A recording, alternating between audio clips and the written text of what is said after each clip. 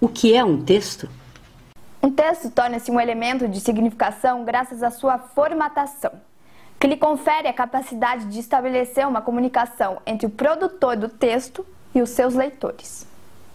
Um texto é, portanto, um objeto de significação, ou seja, é um tecido organizado e estruturado destinado à comunicação, tornando-se por isto um objeto representativo de uma cultura.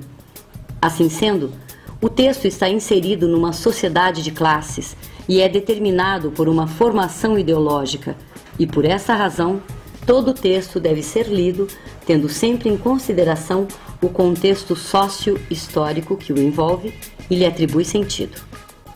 O estudo do sentido ou dos seus sentidos de um texto deve ter em vista tanto os mecanismos internos, organização do texto, quanto os fatores contextuais ou sócio-históricos da construção de seus sentidos, isto é, deve-se examinar o que o texto diz e como o diz. Como diz, seria examinar os procedimentos da organização do texto, ou seja, como o produtor do texto constrói o texto. No caso dos textos linguísticos, verifica-se os vocábulos escolhidos, as construções das frases, a escolha das informações e como o produtor as organiza no texto, etc. No caso de textos não linguísticos, pode-se verificar as técnicas empregadas próprias de cada modalidade de texto, como escultura, pintura, sinais, entre outros.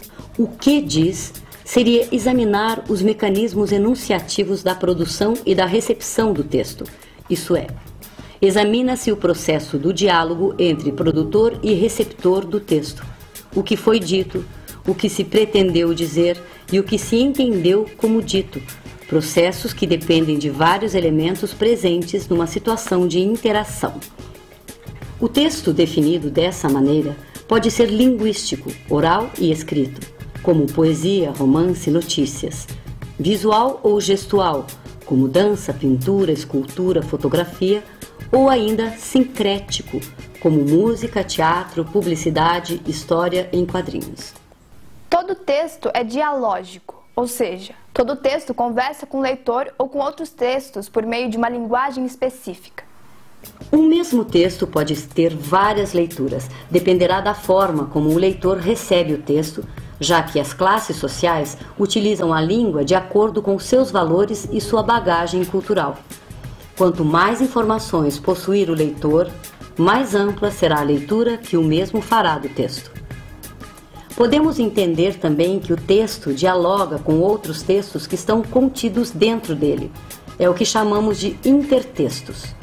Todos os textos são constituídos por outros textos da cultura que se instalam nos seus interiores e os definem. É a chamada intertextualidade. A intertextualidade é o processo de incorporação de um texto, ou textos, em outro, seja para reproduzir o sentido incorporado, seja para transformá-lo. Observe os textos. Texto visual. Nesse texto existem alguns textos, intertextos, que nos remetem à cultura brasileira. Você seria capaz de citar alguns deles?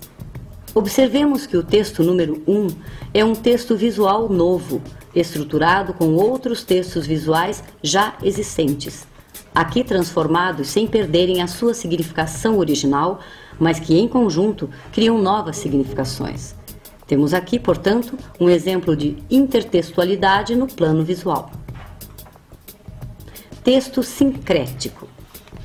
Esse texto é chamado de sincrético por ter sido estruturado usando duas modalidades diferentes de texto, a visual e a linguística.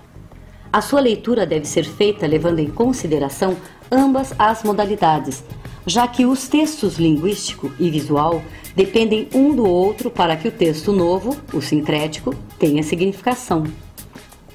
Se observarmos atentamente os mínimos detalhes da parte visual e se compararmos o conjunto de seus significados com os sentidos da parte linguística do texto, constataremos que o sentido do texto visual e do linguístico são complementares, ou seja, uma significação reforça a outra.